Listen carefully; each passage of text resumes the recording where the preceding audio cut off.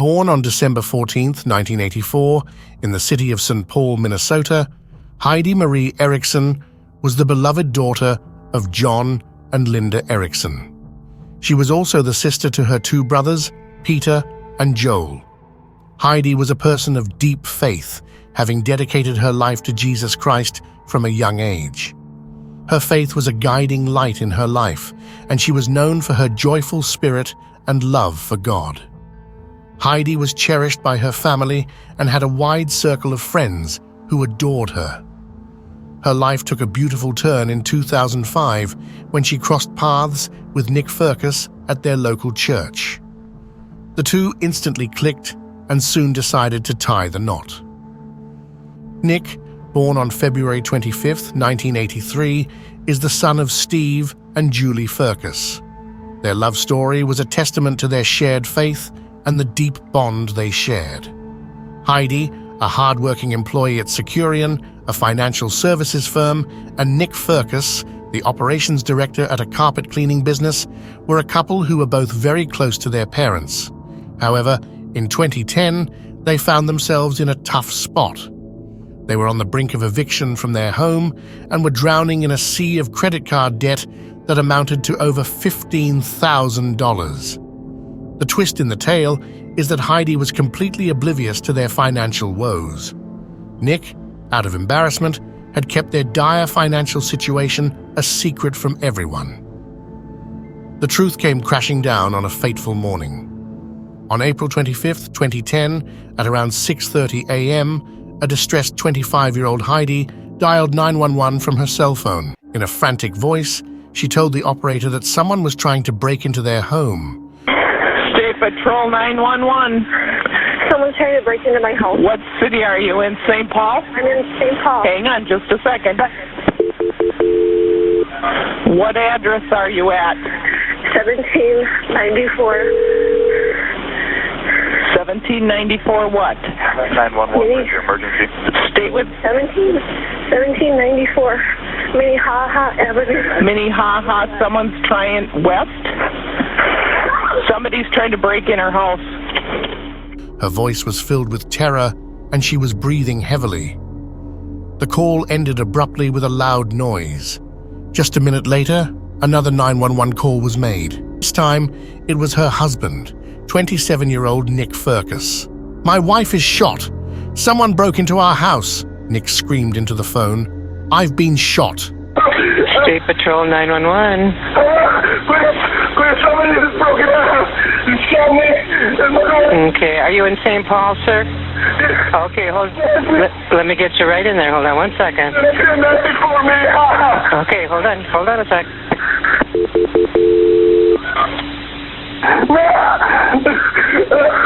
Okay, they'll be right with you. Hold on one second with me. 911. Okay, now this is the one on in St. Paul. Go ahead, sir. No, sir. No. Hello? No. Can you tell me where you are? What? Take a deep breath. I'm on one. When officers arrived at the scene, they found Nick with a gunshot wound to his left thigh. He was beside Heidi on the floor. Heidi was lying on the kitchen floor, lifeless. She had been shot in the upper back. The bullet had pierced her heart and lungs, causing her to die almost instantly. Nick was in a state of shock and was taken to the hospital. The police began their investigation. The Ferkus home was neat and tidy. The entryway table by the front door was untouched. There were no signs of a struggle or forced entry. Nick told Sergeant Jim Gray of the St. Paul Police Department that he woke up to a strange noise at the front door. He grabbed his shotgun from the closet for protection and woke up his wife. Nick said that they were trying to escape through the back door to their detached garage when a man barged into their home through the front door. Heidi had stopped to grab her wallet from the table next to the front door when the intruder entered. The man was tall, around 6'1" or 6'2", and was wearing a dark hooded sweatshirt with the hood drawn tight around his face. And Nick said that the man grabbed the barrel of his shotgun. They wrestled, and in the struggle, his finger slipped onto the trigger and the gun went off. He said he didn't know if he had hit the intruder or not. The man then fled the scene. The police were skeptical of Nick's story. The crime scene didn't match his account of the events. There were no signs of a struggle or forced entry. The front door was undamaged, and Heidi's wallet was still on the table. Nick's story was further scrutinized when the police discovered that the couple was on the verge of losing their home. They were behind on their mortgage payments and were facing foreclosure. Nick admitted that they were planning to move out that day. They had planned to pack up their belongings and store some of them in the garage. They were going to stay with a friend until they could find a new place to live. Nick said that they had not told anyone about their financial troubles or their impending eviction. He said that they were planning to tell their parents and friends later that day. The police were left with more questions than answers. Was the intruder a figment of Nick's imagination? Was he trying to cover up a tragic accident? Or was there more to the story than what met the eye? The investigation was just beginning. The police started digging deeper into the couple's life. They found out that Heidi was completely unaware of their financial troubles. She was under the impression that they were moving because their landlord was selling the house. She had no idea that they were being evicted. The police also discovered that Heidi was scheduled to work on Monday, April 26th. She had not requested the day off. This was unusual because if they were planning to move out that day, she would have taken the day off. The police also found text messages on Heidi's phone. 3 days before her death, on Thursday, April 22nd, 2010, she had made plans with a friend to get a pedicure on Sunday, April 25th. She was given the option to do it on Sunday or the following Wednesday. She chose Sunday. The police were puzzled. If they were planning to move out that day, why would Heidi make plans to get a pedicure? The pieces of the puzzle were not fitting together. The investigation was far from over.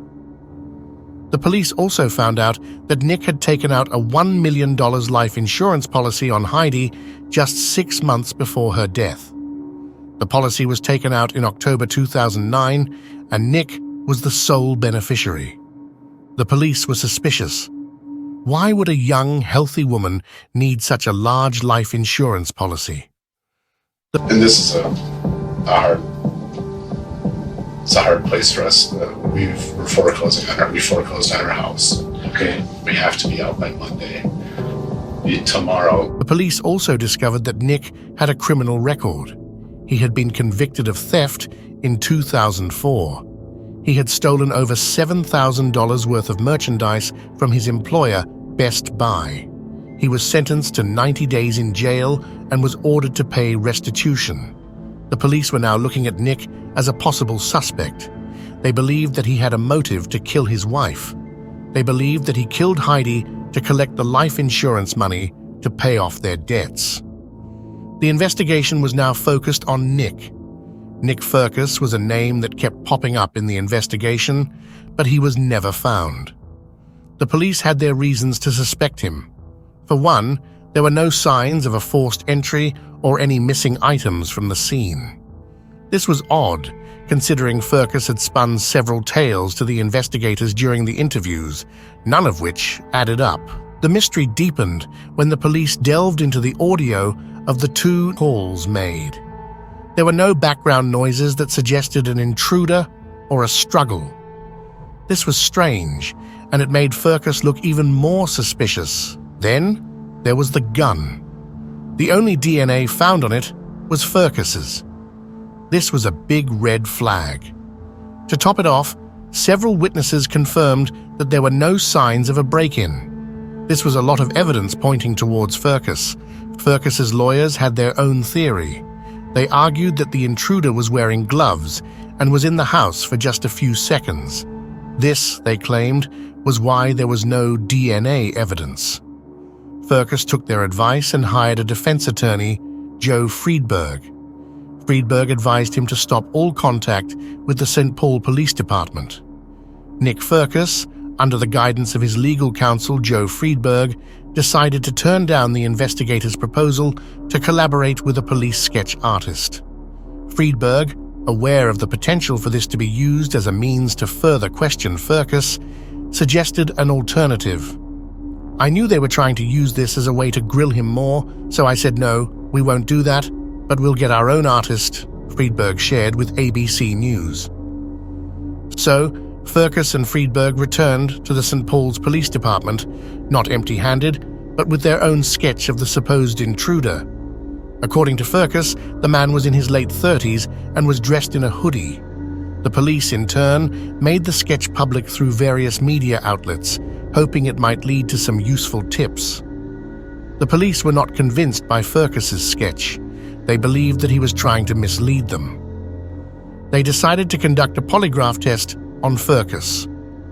The results were inconclusive. This did not help Ferkus's case.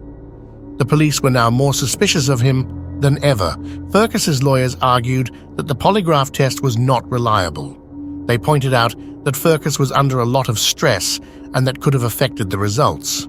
They also argued that the police were biased against Ferkus. They claimed that the police were ignoring other potential suspects. One such suspect was Michael Pye.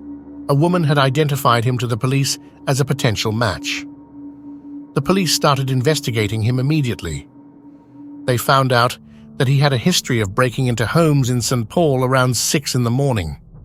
However, Pye was in jail on the day of Heidi's murder. The police cleared him of any involvement in the case. A few months after Heidi's death, Ferkus met Rachel Watson. She was a kind and caring woman. She believed that Ferkus was the man of her dreams. Rachel was known for her generosity and her ability to maintain positive relationships with everyone around her. Rachel Watson, a Minnesota native like Nick Ferkus, was introduced to him through her sister Sarah and brother-in-law David Olson. Sarah and David were close friends with Heidi, Nick's first wife. Sarah even considered herself one of Heidi's best friends. She was the one who vouched for Nick, describing him as a loving and caring husband to Heidi. Sarah and David were supportive when Rachel fell for Nick. They didn't object when the two decided to get married. In August 2012, Rachel and Nick tied the knot. They moved into a house that was bought for them by Nick's parents. A few months later, they welcomed their first child.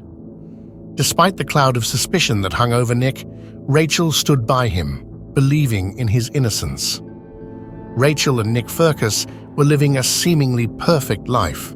They were deeply in love and had 2 beautiful children. Their neighbors often saw them playing with their kids in the yard, laughing and enjoying each other's company. They seemed like the perfect family. However, Rachel started having doubts about Nick's innocence in Heidi's case. Her suspicions were aroused when she found a foreclosure notice for their home due to unpaid property taxes.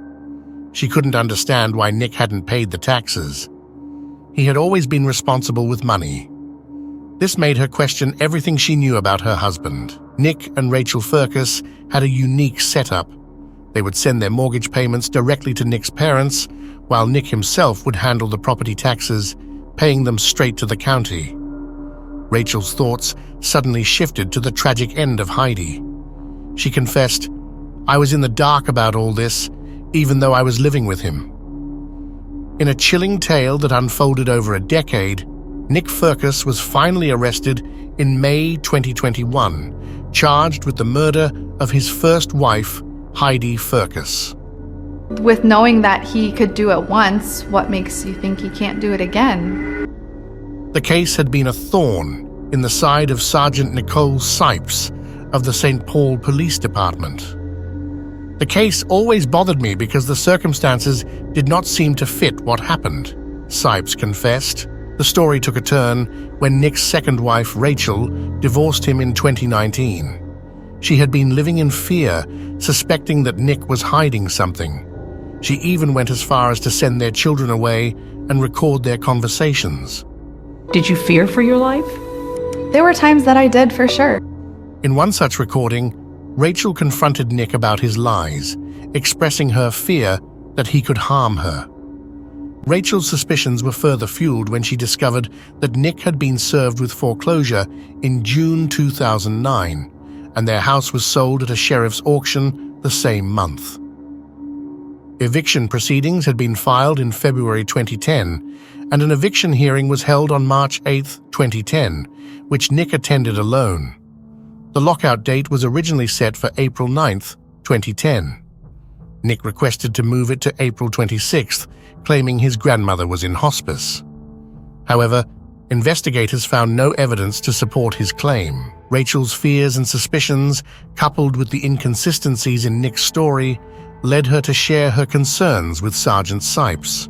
The fact that you're lying was so easy for you to do in front of me over and over and over makes me think That I could murder my wife. that you could lie about something. That I could murder my wife. Yes. She could have also been a victim, Sipes noted. This new information prompted a fresh look at Heidi Ferkus's case, leading to Nick's arrest. Rachel's decision to confront Nick and her subsequent divorce was a turning point in the case. She revealed to ABC's 2020 that catching Nick in a similar lie was what made her view the 2010 event in a new light. The fear that had been gnawing at her finally led to the unraveling of a decade-long mystery. In the case of Nick Ferkus, which began in February 2022, the defense and prosecution presented contrasting arguments. The defense insisted that Heidi, Nick's wife, was aware of their looming eviction and foreclosure. The prosecution, however, painted a different picture. They claimed that Heidi was kept in the dark by her husband, who was in a state of desperation. The investigation into the couple's correspondence and financial documents found at their residence didn't provide any evidence to support the claim that Heidi was aware of the impending eviction. The complaint against Nick Ferkus further emphasized this point. It stated that Nick had not packed a single item, indicating that he had not informed Heidi about their imminent eviction, scheduled for April 26, 2010. Tragically, this was just a day after Heidi was killed. In the investigation of Heidi and Nick Ferkus, detectives have thoroughly examined their digital communication. They've sifted through countless text messages and emails, looking for any hint of a looming foreclosure or eviction. But they've come up empty-handed. Not a single message between the couple or their contacts alludes to any such financial trouble or the need to find a new place to live. In fact, the evidence points in the opposite direction. Heidi, in an email to a friend dated March 11, 2010, expressed a desire to move, but felt tied down to their current home. This doesn't sound like someone expecting to be evicted. The law firm responsible for the foreclosure and eviction process also had no interaction with Heidi. All their dealings were solely with Nick Ferkus. This further supports the theory that Heidi was kept in the dark about their financial situation. To add to this, investigators have interviewed Heidi's family, friends, and colleagues. None of them recall Heidi mentioning anything about an eviction, foreclosure, or needing to find a new place to live or store their belongings. It seems that Nick was the only one aware of their impending financial crisis. In the case of Heidi and Nick Ferkus, the prosecution and defense have been at odds over the details of their financial situation. The defense has argued that Heidi was fully aware of their impending eviction and foreclosure. However, the prosecution has painted a different picture, suggesting that Nick kept Heidi in the dark about their financial troubles. The evidence seems to support the prosecution's claim. Investigators have found no indication in the couple's correspondence or financial documents that Heidi was aware of the looming eviction. Nick Ferkus was found guilty of murdering his wife Heidi after a grueling 11-day trial. The jury took only 4 hours to reach their verdict on February 10, 2023.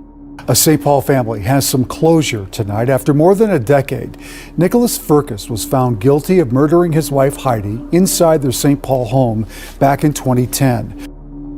The prosecutors from Ramsey County, assisted by Senior Assistant Hennepin County Attorney Rachel Craker, painted a grim picture of a man who was desperate to maintain his reputation at any cost. According to the prosecution, Ferkus had been hiding their financial woes from his wife for years. The shame of impending eviction and the fear of his lies being exposed drove him to commit the unthinkable. Elizabeth Lamon, the Assistant District Attorney of Ramsey County, argued that Ferkus didn't just fear losing his house. The real terror for him was the prospect of his wife, friends, and community discovering his deceit. Despite the strong defense put up by Robert Richmond, Ferkus's attorney, the jury found him guilty on all charges. Richmond disputed the allegations, but the evidence against Ferkus was overwhelming. Ferkus himself insisted he didn't do it.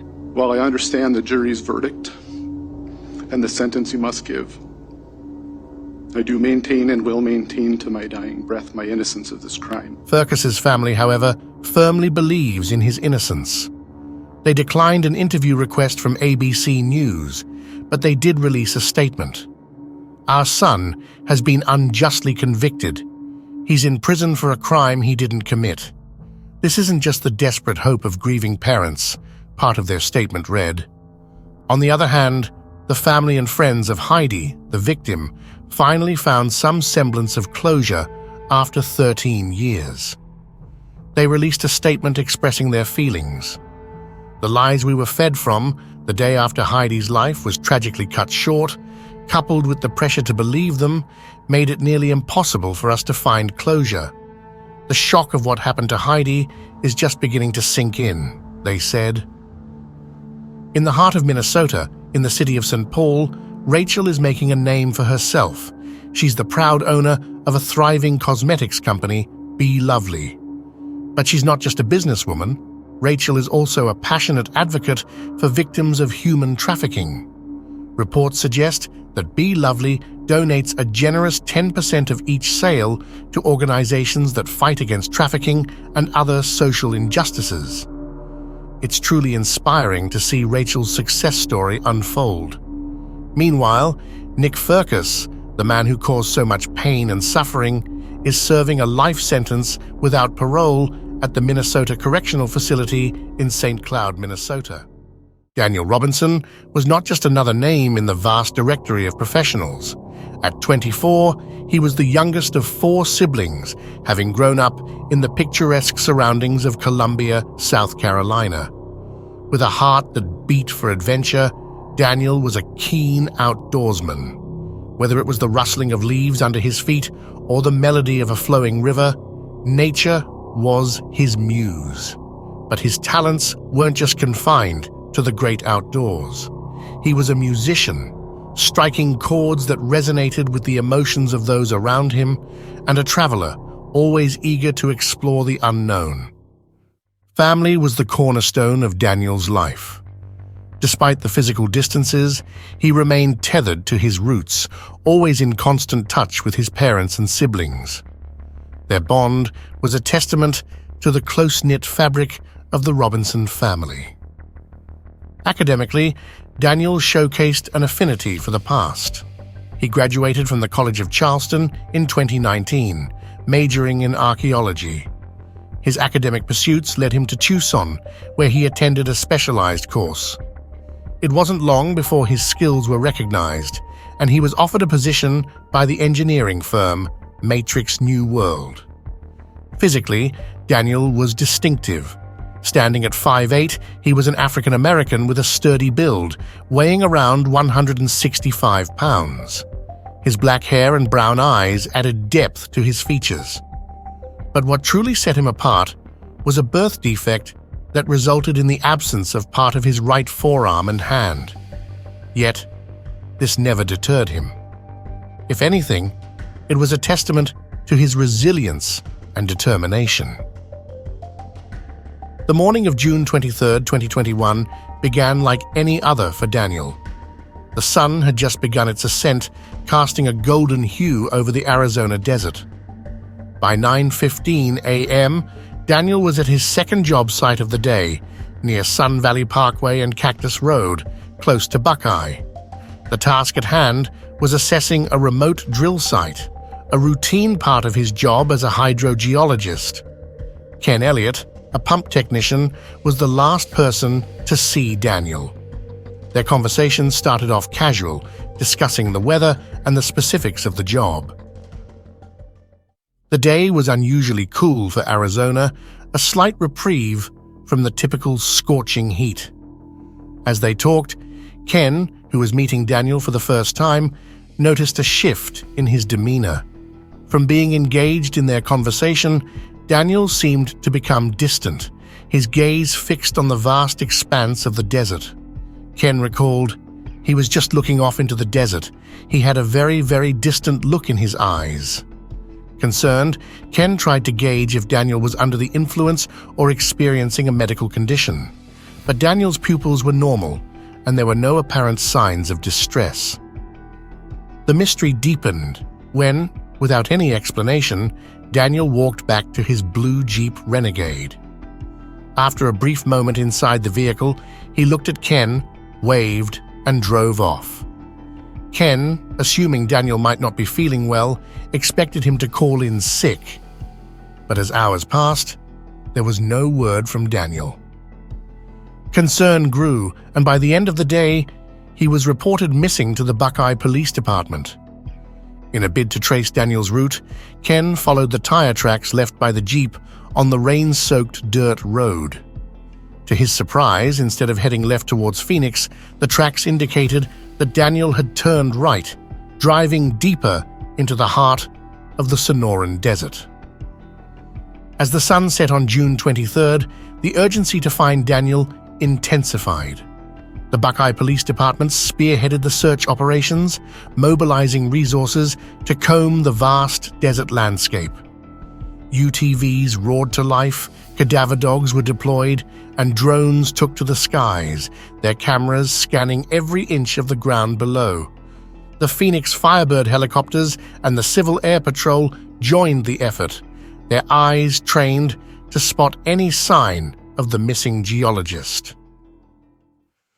On June 24th, the Tempe police were dispatched to check on Robinson's apartment. However, they did not enter the premises. It wasn't until July 7th, nearly 2 weeks after Daniel's disappearance, that the police finally stepped inside his home. The delay in accessing Robinson's personal space raised eyebrows, especially since the Civil Air Patrol, a volunteer group specializing in air searches, was also contacted only on July 7th. The search wasn't confined to the authorities. Daniel's family, deeply concerned and desperate for answers, traveled from the East Coast to Arizona. They joined the search parties, covering an expansive area of 70 square miles. The desert, with its undulating dunes and hidden crevices, posed a formidable challenge. Yet, hope was the fuel that drove the search teams forward.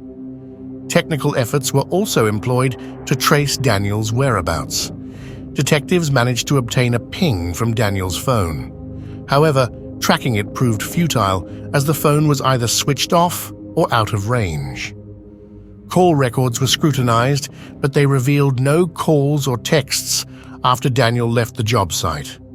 Financial records, too, were examined, but they offered no clues. In the days leading up to his disappearance, those close to Daniel noted a change in his demeanor. He seemed unlike himself. Yet there was a consensus among his family, friends, and co-workers. There was no indication that Daniel wished to harm himself or had plans to leave the area. The search teams faced a daunting task. The desert was dotted with several mine shafts, each of which had to be meticulously searched. But as days turned into weeks, there was no sign of Daniel. July 19, 2021, marked a significant turn in the search for Daniel. Almost a month after his mysterious disappearance, a rancher named Brandon Shelton stumbled upon a startling discovery: Daniel's 2017 Jeep Renegade. The vehicle, bearing the license plate NLA2CMA, lay in a ravine just 4 miles from the last known location of Daniel. But the Jeep's condition raised more questions than answers. The vehicle had suffered significant damage, lying on its side as if it had been violently tossed by an unseen force.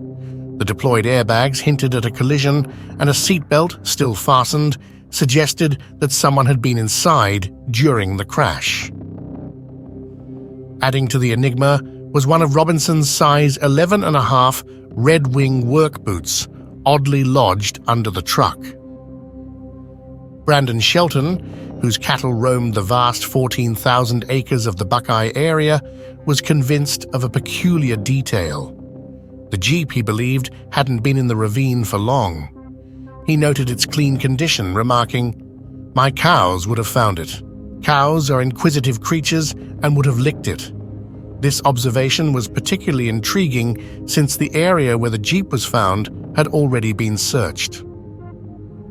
The police explained that the vehicle's location, coupled with the challenging terrain, made it difficult to spot from the air or by foot. Inside the Jeep, a scene awaited that deepened the mystery. Daniel's belongings were scattered: his phone, wallet, keys, bottled water, and clothes. Among the items were a t-shirt, jeans turned inside out, an orange work vest, boots, and 2 mismatched black socks, one Nike and the other Adidas. Despite the discovery of the Jeep, there was no trace of Daniel.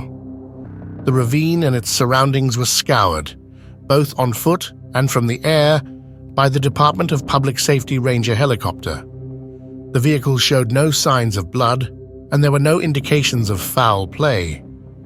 Yet, the absence of Daniel and the condition of the Jeep painted a perplexing picture. In the days that followed, a human skull was found in the vicinity. Hope and dread intertwined as everyone awaited its identification.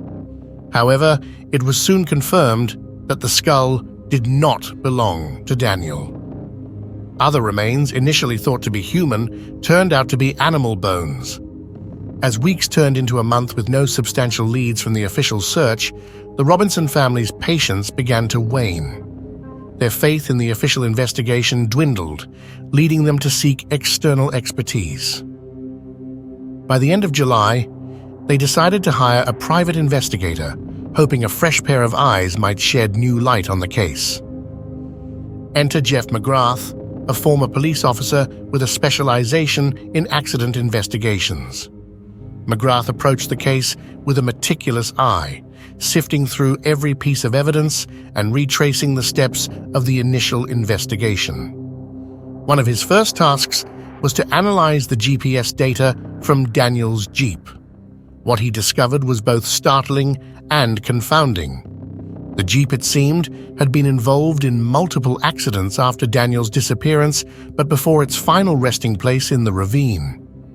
Evidence from the vehicle indicated an initial crash, after which the airbags deployed. Yet instead of being abandoned, the Jeep was driven for another 11 miles and met with another collision. The timeline was puzzling. The first accident occurred 4 hours after Daniel went missing. Furthermore, there was evidence of paint transfer from the vehicle, suggesting it might have come into contact with another object or vehicle.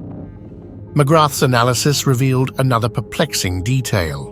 After the airbags were deployed, the Jeep's ignition was turned on at least 46 more times during the subsequent 11 miles. This raised a multitude of questions. Who was driving the Jeep? What transpired during those 11 miles? And most importantly, where was Daniel during all of this? As McGrath delved deeper, he began to form a theory. He believed that an emotionally distressed Daniel, possibly upset over the rejection from a woman named Caitlin, might have gone on an all-night video game binge. This theory was supported by a Buckeye police report detailing Daniel's unexpected visit to Caitlin's home and the subsequent exchange of texts between them. However, McGrath's theory took a darker turn as he speculated on the events after Daniel drove off from the job site. He stated, "At that point, I think somebody, not a good person, found him. I can't imagine what they did with him, but I believe his vehicle was crashed a couple of times and then its final rest was at the bottom of that ravine. During his investigation, McGrath discovered another black Nike sock 3 miles away in the desert. While he couldn't explain its presence, it further cemented his belief that there was more to the case than met the eye. Both McGrath and the Robinson family began to voice their concerns about the thoroughness of the Buckeye Police's investigation. They pointed out several perceived oversights, including the immediate handover of Daniel's belongings and car to his father upon his arrival in Arizona. As the days turned into weeks and then months, the absence of concrete evidence led to a proliferation of theories and speculations. The theory that gained traction was that Daniel might have chosen to disappear deliberately. Some speculated that the pressures of work, personal life, or an unknown factor might have driven him to start anew, away from his current life. However, this theory was met with skepticism, especially given Daniel's close bond with his family and the lack of any indications that he wanted to leave. The vast and treacherous terrain of the Arizona desert led some to believe that Daniel might have met with an accidental misadventure. Perhaps he ventured deeper into the desert, got lost, and faced the unforgiving elements. The discovery of the Jeep in the ravine added weight to this theory, suggesting that Daniel might have tried to navigate the challenging landscape, leading to multiple accidents. While theories and speculations abounded, concrete evidence remained elusive. The Buckeye Police Department, while acknowledging the concerns raised by the Robinson family and McGrath, maintained that their investigation was thorough. They continued to treat Daniel's case as a missing persons investigation and not a criminal one, citing the absence of evidence indicating foul play. As 2021 gave way to 2022 and then 2023, the hope of finding Daniel Robinson began to wane, but the determination to uncover the truth remained undeterred. In 2023, several skulls and bones were found scattered across different locations. Each discovery brought a mix of hope and dread. However, forensic examinations confirmed that none of the remains belonged to Daniel. All right, today is November 6th, Saturday morning. We came out here to the desert area where Daniel was last seen and where our searches have been continuing now for 14 weeks. My investigator partner and I had an idea to run down an area that had not been searched, and it was further south, a couple miles south of the entrance road off of Cactus. And you can see behind me, we did identify they were human leg bones, human femurs. We found a couple femurs and we found hip bone. At this point, the medical examiners confirmed it, and we don't know whose it is, but that'll be in the days to come. But for now, we have CC Buckeye Police has taped off the scene, and we'll wait for further information. In a bid to extract more information, the Buckeye Police Department employed advanced data extraction techniques. They aimed to retrieve any potential leads from Daniel's electronic devices, including his phone and laptop.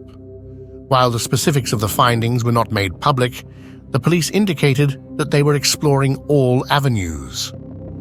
Recognizing the complexity of the case, the Buckeye Police Department held several briefings with the Federal Bureau of Investigation, FBI. While the FBI did not officially take over the case, their expertise was sought in certain aspects of the investigation. At this time, there is no evidence in Billy's electronic devices or phone records, which helps to corroborate or disprove his story. The data in Daniel's phone does not align with his story, and it remains unclear what his motivation would be to lie about talking to Daniel the day he went missing. Daniel's dad says he has to remain hopeful. I just have my faith to believe that somehow, some way, I'm going to find my son alive, and I'm going to bring him back home. Now, because Daniel lived in Tempe, Tempe PD also assisted in the investigation recently and forensically processed Daniel's computers and iPad, but they did not find any information that could help find him. The Robinson family expressed their gratitude for the outpouring of support, emphasizing that every bit of information, no matter how insignificant it seemed, could be the key to unlocking the mystery. As of 2023, the case of Daniel Robinson remains open and active. The Buckeye Police Department continues its investigation, collaborating with other agencies and experts. The Robinson family, while grappling with the pain of not knowing, remains hopeful. They have set up a dedicated website and helpline urging anyone with information to come forward. In the quiet town of Tulsa, Oklahoma, the name Kim Mcvey resonates with a chilling echo, representing a mystery that has haunted the community for over 3 decades. The cold case of Kim Mcvey is a tale of a sudden disappearance, a family's relentless quest for answers, and a law enforcement's unyielding investigation into a case that gradually turned cold as the years rolled by. The incident occurred on a seemingly ordinary day, January 7, 1985, when Kim Mcvey, a young woman with her whole life ahead of her, vanished without a trace. On the morning of January 7, 1985, Kim Mcvey, a resident of Tulsa, Oklahoma, commenced her day like any other. As per the routine, she left her residence with plans known to her close family. However, as the hours ticked by, it became apparent that something was amiss. Kim did not return home, and her whereabouts became a subject of immediate concern. The initial hours following her failure to return home were fraught with anxiety. Her family, growing increasingly worried, decided to alert the authorities about Kim's uncharacteristic absence. The Tulsa County Sheriff's Office was notified, and a missing person report was promptly filed. The description provided by the family painted the picture of a young woman with distinctive features, someone who could be easily identified by acquaintances and even by individuals who had seen her around town occasionally. The authorities swung into action, initiating a search that encompassed the area surrounding Kim's last known location, extending gradually to cover a broader radius as the initial search yielded no clues to her whereabouts. With the dawn of January 8, 1985, the Tulsa County Sheriff's Office, spearheaded by the lead investigator, embarked on a meticulous investigation into Kim Mcvey's disappearance. The initial phase involved gathering all possible information from family, friends, and acquaintances regarding Kim's last known activities and interactions. Interviews were conducted and statements were recorded meticulously to piece together Kim's movements on the day she vanished. Simultaneously, a forensic team scoured Kim's residence and personal belongings for any clues that might shed light on her disappearance. Every piece of evidence, however minuscule, was catalogued and analyzed in the hope of finding a lead. The neighborhood was canvassed, with law enforcement officers knocking on doors, seeking any information residents might have regarding any unusual activities or sightings on the day of Kim's disappearance. Tommy Edward Harris has been apprehended by the Tulsa County Sheriff's Office in relation to the 1992 killing of Kim Mcvey. Mcvey's remains were discovered behind a storage shed at a residence on 9600 North Memorial Drive, a known narcotics hotbed where Harris and others, including Mcvey, were residing at the time. The cause of her death was identified as a gunshot wound to the head. According to investigators, another individual implicated in the crime has passed away. A member of the cold case task force dedicated over 12 months to this investigation, which culminated in Harris's capture. The vast, arid landscapes of Nevada have long held secrets beneath their sandy surfaces. In 1978, one such secret was unearthed, casting a shadow over the small town of Imlay. Nestled 2 hours north of Reno, Imlay was the kind of place where everyone knew everyone, and mysteries were few and far between. But on a fateful day in October, a chilling discovery would change that forever. A shallow grave, barely concealing its grim contents, was stumbled upon by a local. Inside, a garment bag, weathered by time and the elements, held the badly decomposed remains of an unidentified individual.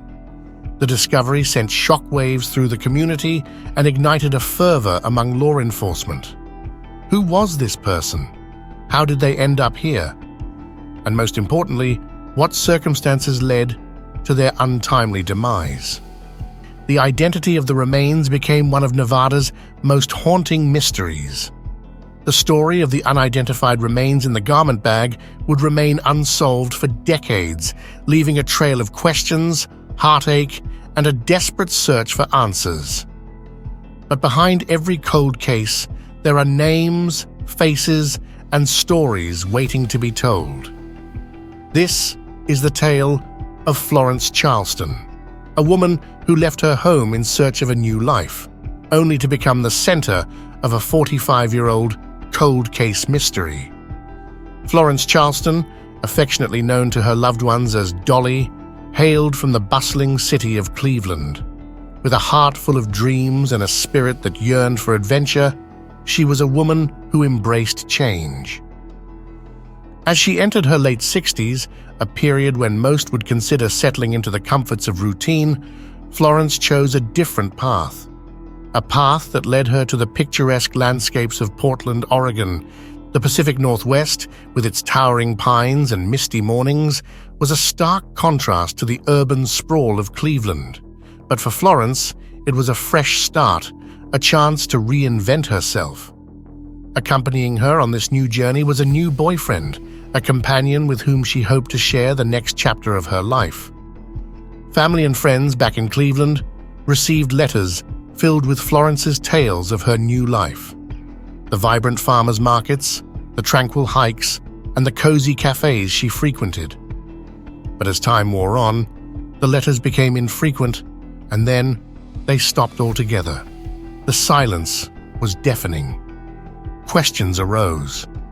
Was Florence too engrossed in her new life to write? Or was something more sinister at play? As the years passed, the lack of communication became a heavy cloud of worry for her family, especially for her niece, Diane Liggett. The once vivid tales of Portland adventures faded, replaced by an unsettling quiet. The woman who had once been the heart of family gatherings, the storyteller, the adventurer, had vanished, leaving behind a void filled with uncertainty and concern. Little did they know that hundreds of miles away, in the desolate landscapes of Nevada, the key to Florence's mysterious disappearance lay buried, waiting to be discovered. Diane Liggett was just a teenager when the whispers began. Hushed conversations between family members, the worried glances exchanged at family gatherings, and the palpable sense of unease that settled over the household. Her Aunt Dolly, the vivacious woman who had regaled her with tales of far-off places and life's little adventures, had become the subject of these whispered concerns. As the years went by, Diane grew from a curious teenager into a thoughtful adult, but the mystery of her aunt's sudden silence remained an ever-present shadow. Every unanswered letter, every missed birthday, and every passing holiday deepened the void left by Florence's absence. Diane often found herself gazing at old family photos, tracing the lines of her aunt's smiling face and wondering, was she happy in Oregon? Did she find what she was looking for? Was she safe? The weight of the unknown bore heavily on Diane's heart. Nights were often spent pondering the myriad of possibilities. Had Florence decided to cut ties and start anew, leaving her past behind? Or had something more ominous befallen her in the vast expanse of the Pacific Northwest? Diane's memories of her Aunt Dolly were tinged with both warmth and sorrow. The joyous moments they shared, the laughter, the stories, all juxtaposed against the haunting backdrop of her unexplained disappearance. Was she happy or not? Was she safe? These questions became a recurring refrain in Diane's mind, a haunting melody that played over and over. But the most heart-wrenching realization was yet to come. A discovery in a remote town in Nevada would soon provide answers to questions Diane had carried for decades. The town of Mcvey, Nevada, was not accustomed to the spotlight, but on October 26, 1978, it found itself at the epicenter of a mystery that would baffle investigators for decades. The discovery of decomposed remains in a garment bag was a grim revelation that sent shockwaves through the community. The Pershing County Sheriff's Office was the first to arrive at the scene. Alongside the remains, they found women's clothes, hinting at the identity of the deceased. An autopsy was promptly conducted, revealing that the badly decayed body likely belonged to a middle-aged woman. However, the cause of death remained elusive, adding another layer of complexity to the already perplexing case. In the absence of any identification, the victim was entered into the National Missing and Unidentified Persons System. The description was that of a woman, approximately 5'5" in height, with distinctive red or auburn hair. There were also indications that she might have been left-handed. Among the clothing items found with her remains were a dark green sweater with a white safety pin attached, dark green pants, and a long-sleeved pink sweater. By the spring of 1979, the gravity of the case prompted the involvement of the Nevada State Police detectives. Armed with the latest investigative techniques of the time, they embarked on a mission to identify the woman and bring her perpetrator to justice. Digital facial reconstruction was attempted, offering a potential glimpse into the face of the unidentified woman. Dental records were compared with missing persons and unsolved cases in hopes of finding a match. The unique clothing found with the remains caught the attention of the FBI. They collaborated with local investigators, analyzing the garments for any potential clues. Perhaps there was something about the clothes, a brand, a unique stitch, or a trace of evidence that could lead them closer to the truth. Despite the combined efforts of local and federal agencies, the leads dried up. The face of the unidentified woman, reconstructed and shared with the public, brought no conclusive results. The dental records yielded no matches. The clothing, though distinctive, did not provide the breakthrough they had hoped for. The case, with all its haunting questions, went cold. For years, the mystery of the woman in the garment bag remained unsolved. But as with all cold cases, there's always the hope that one day a new piece of evidence, a fresh perspective, or an advancement in technology could reignite the investigation and bring long-awaited answers. The vast desert landscapes of Nevada, with their endless horizons and starry nights, have a way of keeping secrets. And for over 4 decades, the identity of the woman found in the garment bag remained one of its most closely guarded mysteries. The case files, once bustling with activity, grew dusty with time. The fervor and urgency that once surrounded the investigation faded, replaced by a resigned acceptance that this was one puzzle that might never be solved. But for the detectives who had worked on the case, the unidentified woman was not just another file in the archives. She was a constant reminder of the challenges and frustrations that come with the territory. Every unsolved case leaves a mark, and this one was no exception. Years turned into decades. The original detectives retired, passing the torch to a new generation of investigators. The world outside changed rapidly, with technological advancements revolutionizing every field, including forensic science. Yet the woman in the garment bag remained an enigma. In October 2022, a young and determined Nevada State Police detective named Sean Costa took over the cold case. With fresh eyes and a renewed sense of purpose, he delved into the files, retracing the steps of his predecessors and looking for any overlooked details.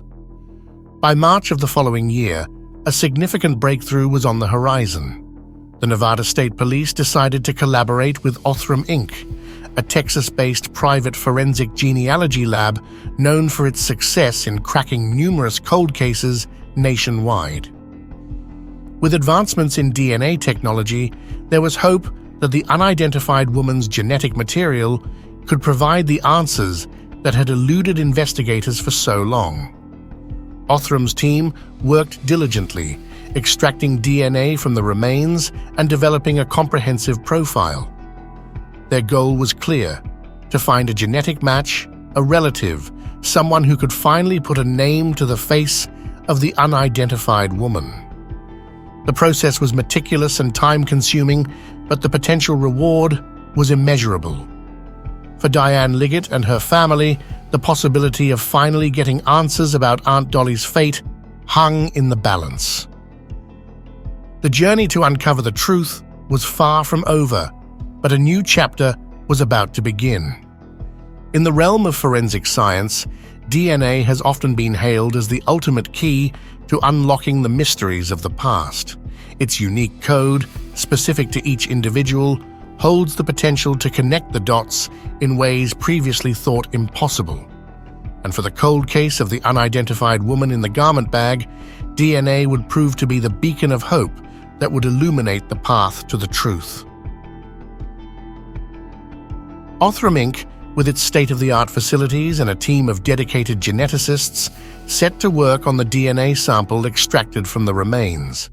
Their objective was clear: to develop a comprehensive DNA profile that could be cross-referenced with genealogical databases, potentially leading to a match with living relatives. Weeks of meticulous analysis bore fruit when the DNA profile led investigators to two potential matches: nieces of the unidentified woman still residing in Ohio. The genetic connection was a significant lead, offering a tangible link to the past and a potential identity for the woman who had remained nameless for so long. On a seemingly ordinary day in April, Diane Liggett's phone rang. The caller ID displayed an unfamiliar out-of-state number. Hesitant but curious, she answered, only to be greeted by the voice of Detective Sean Coaster. The words he spoke would forever change the trajectory of Diane's quest for answers. He had been trying to reach her and her cousin Donna with news about a set of 45-year-old human remains. The emotional weight of the moment was palpable as Diane, with a mixture of hope and trepidation, asked, "You found my Aunt Dolly?" The subsequent days were a whirlwind of emotions and revelations. Othram Inc. was able to conclusively match the unidentified remains to Florence Charleston, using a DNA sample from Diane's cousin. The mystery that had spanned over 4 decades was finally unraveling, piece by piece. For Diane and her family, the news was bittersweet. The relief of finally knowing the fate of Aunt Dolly was juxtaposed against the sorrow of her tragic end. The joy of discovery was tinged with the pain of loss, but amidst the tumult of emotions, one sentiment stood out: gratitude. Gratitude for the power of science, for the tenacity of investigators, and for the closure that had been so long in coming. As Detective Sean Coaster relayed the findings, Diane felt a myriad of emotions wash over her. There was the initial shock, the disbelief that after all these years, the mystery surrounding her Aunt Dolly had been unraveled. Then came the overwhelming sorrow, the realization that the adventurous, spirited woman she remembered had met such a tragic end. In the days that followed, Diane found herself immersed in memories of her aunt. She remembered the sound of Florence's laughter, the stories she'd tell, and the way her eyes lit up with mischief and wonder. She recalled the family gatherings, the holidays, and the simple moments that now held so much significance.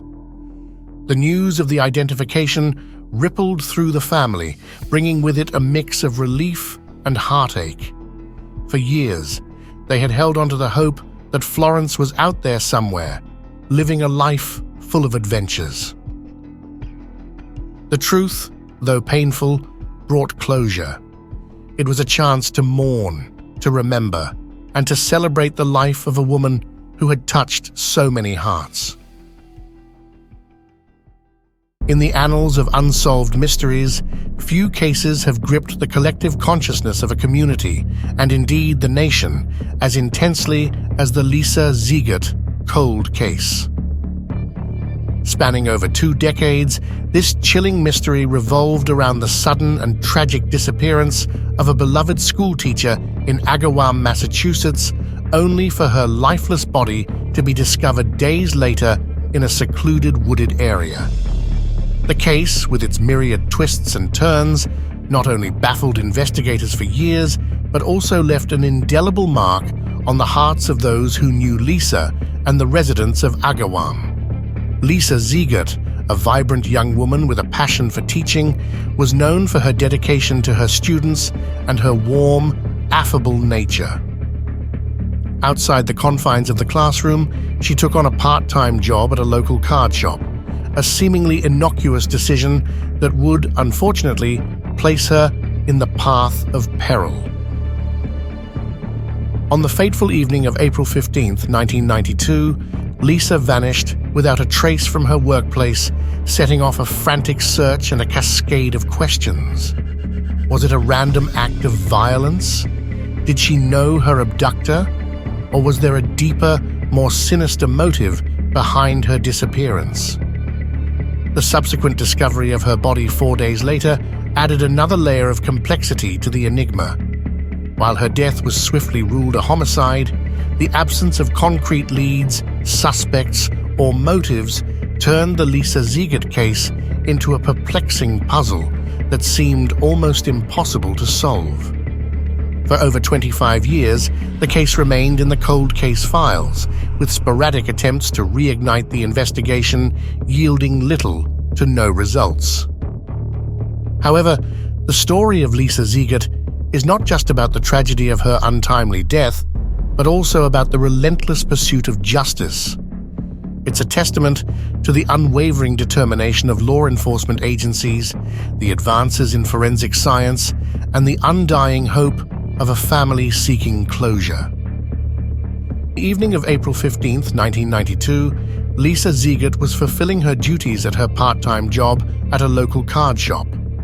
Known for her punctuality and dedication, Lisa's routine was well known to her colleagues and regular customers. The card shop, a popular spot for locals to pick up greeting cards and small gifts, was typically bustling with activity. However, as the evening wore on and the sun set, the foot traffic began to dwindle, leaving Lisa to manage the closing duties of the store. The morning of April 16th brought with it an unsettling discovery. The day clerk of the card shop arrived for her shift, expecting to find the store in its usual state of morning calm. Instead, she was met with an eerie scene. The store's lights were still on, and Lisa's car remained parked in its usual spot from the previous evening. Inside, the cash register and its contents appeared untouched, as did Lisa's personal belongings, including her purse and school materials. The only thing amiss was the glaring absence of Lisa herself.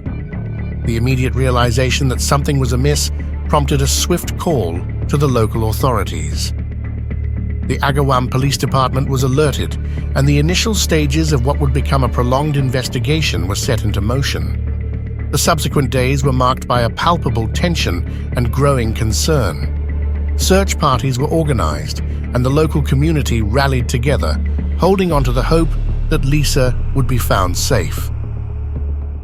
Flyers with Lisa's photograph were distributed far and wide, and her disappearance began to garner media attention.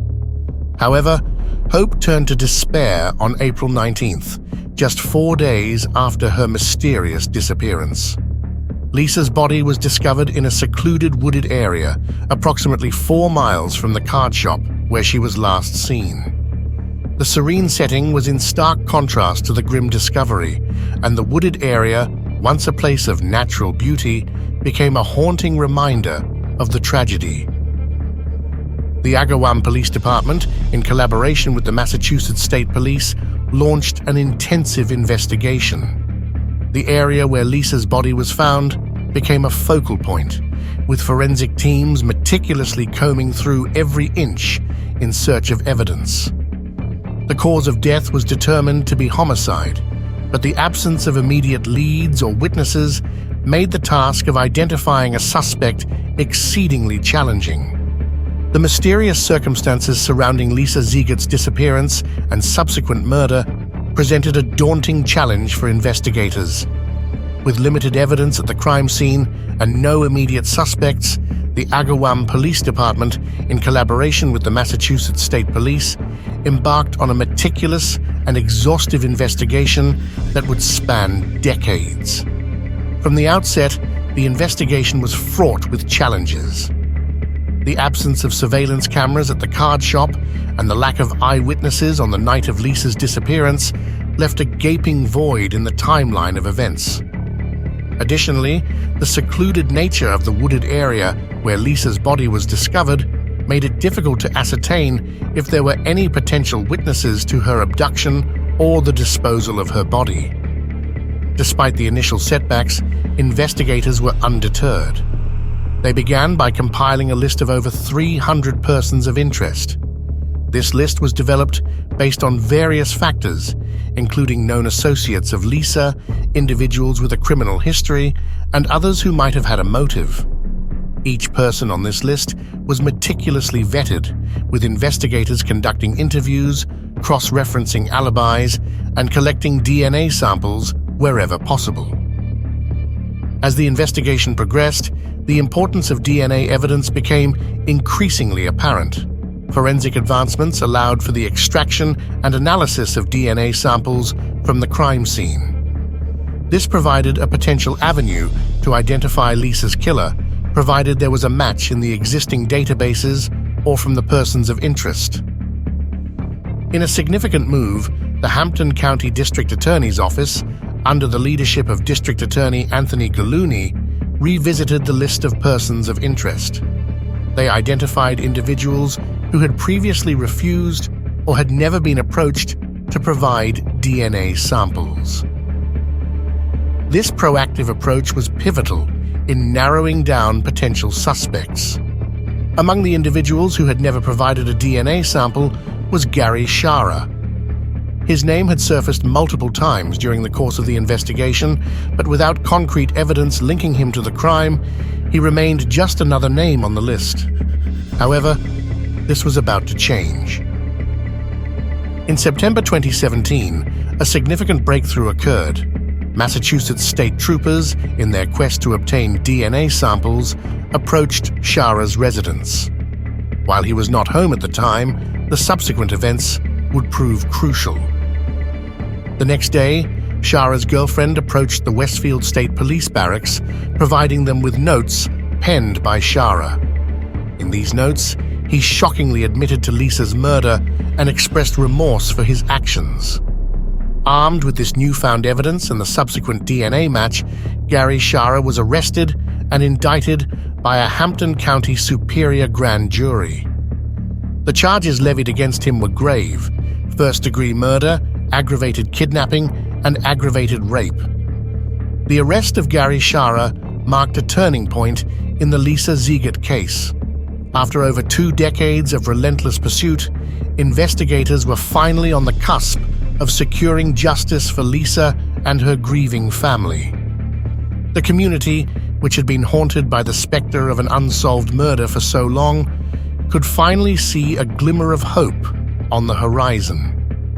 Yet, as the legal proceedings commenced, the complexities of the case and the journey to justice were far from over. The ensuing trial would bring to light the harrowing details of that fateful night and the twisted motivations of a killer who had evaded capture for far too long. The arrest of Gary Shara marked a pivotal moment in the Lisa Zeigert case. For over 25 years, the identity of Lisa's killer remained shrouded in mystery. But with Shara's arrest, the veil was finally lifted, revealing a complex web of evasion, guilt, and eventual confession. Gary Shara's name was not new to investigators. Throughout the course of the investigation, his name had surfaced multiple times. However, it was the renewed push for DNA samples from persons of interest that brought him back into focus. In 2017, when Massachusetts state troopers attempted to contact Shara to provide notice of a hearing, the chain of events that followed would prove to be the turning point in the case. In an unexpected twist, Shara's girlfriend approached the Massachusetts State Police Barracks in Westfield on September 14, 2017. She handed over a series of handwritten notes penned by Shara. These documents, addressed to his girlfriend and the Zeigert family, contained chilling admissions. Shara confessed to abducting, raping, and murdering Lisa Zeigert 25 years prior. He detailed his awareness of the impending DNA warrant and expressed a belief that it would inevitably lead to his life imprisonment. The notes hinted at his internal turmoil, suggesting he was contemplating either ending his own life or confronting the consequences of his actions. Acting swiftly on this revelation, law enforcement located Shara's car in the parking lot of the emergency department at Johnson Memorial Hospital in Stafford Springs, Connecticut. A note visible through the windshield further indicated his distressed state, apologizing for any trauma caused and urging the finder to contact the Massachusetts State Police. Search warrants were promptly obtained for Shara's residence and his girlfriend's home. Among the items seized were personal belongings likely to contain Shara's DNA, including a toothbrush. The Massachusetts State Police Crime Laboratory conducted a rapid analysis, and the results were conclusive. The DNA extracted from Shara's toothbrush matched the unknown male DNA profile previously developed from evidence in the Lisa Zeigert case. On September 16, 2017, Gary Shara was officially arrested, bringing an end to the long manhunt. Following his arrest, Gary Shara was indicted by a Hampton Superior Court grand jury on December 8, 2017. The charges against him were severe: first-degree murder, aggravated kidnapping, and aggravated rape. However, due to the statutes of limitations, the charges of kidnapping and rape were subject to nolle prosequi motions, meaning they would not be pursued in court. The confession notes, combined with the DNA evidence, formed the crux of the case against Shara. The documents he penned not only detailed his involvement in the heinous crime, but also expressed his remorse and guilt, providing a rare glimpse into the psyche of a killer grappling with the weight of his actions. Gary Shara's arrest and confession brought a semblance of closure to a case that had haunted the Agawam community for decades. While nothing could bring back Lisa Zeigert or erase the pain endured by her family, the pursuit of justice had finally yielded results. The tireless efforts of law enforcement, advancements in forensic science, and the unwavering determination of the Zeigert family had culminated in the unmasking of a killer who had evaded capture for far too long. Following his arrest, Gary Shara was formally indicted by a Hampton Superior Court grand jury. The charges brought against him were severe and reflective of the gravity of his crimes: first-degree murder, aggravated kidnapping, and aggravated rape. Each charge carried with it the potential for a life sentence, underscoring the heinous nature of the crimes committed against Lisa Zeigert. In a move that surprised many, on September 19, 2019, Gary Shara agreed to plead guilty to the charge of first-degree murder.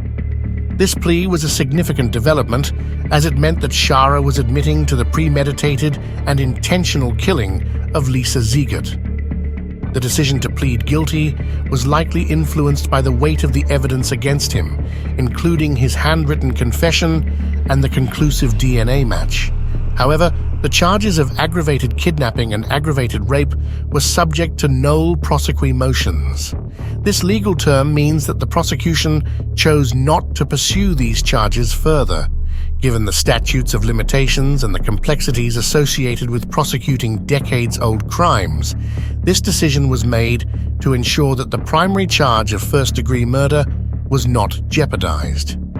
With the guilty plea in place, the focus shifted to sentencing. Given the severity of the crime and the impact on the Zeigert family and the broader community, the prosecution sought the harshest penalty available under Massachusetts law. On September 25, 2019, Gary Shara was sentenced to life in prison without the possibility of parole for the murder of Lisa Zeigert. This sentence ensured that Shara would spend the remainder of his life behind bars, paying for the heinous act he committed in 1992. The sentencing hearing was an emotionally charged event. Members of the Zeigert family were present, providing victim impact statements that highlighted the profound loss they had endured and the pain that had lingered for over 2 decades. Their words painted a vivid picture of Lisa, a loving daughter, sister, and dedicated teacher whose life was tragically cut short. District Attorney Anthony Gallooni, reflecting on the case's resolution, acknowledged the tireless efforts of the Massachusetts State Police, Agawam Police Department, and the Hampton District Attorney's Office. He emphasized the importance of perseverance in cold case investigations and the role of modern forensic science in bringing perpetrators to justice. The legal proceedings surrounding the Lisa Zeigert case were a testament to the resilience of the justice system and the unwavering commitment of law enforcement to seek justice, no matter how much time has passed. While the sentencing of Gary Shara brought a measure of closure to the Zeigert family, it also served as a stark reminder of the enduring impact of violent crime on families and communities. The pursuit of justice for Lisa Zeigert was not just about holding her killer accountable, but also about honoring her memory and ensuring that her legacy lived on. The days following Lisa's disappearance were marked by a whirlwind of emotions for the Zeigert family.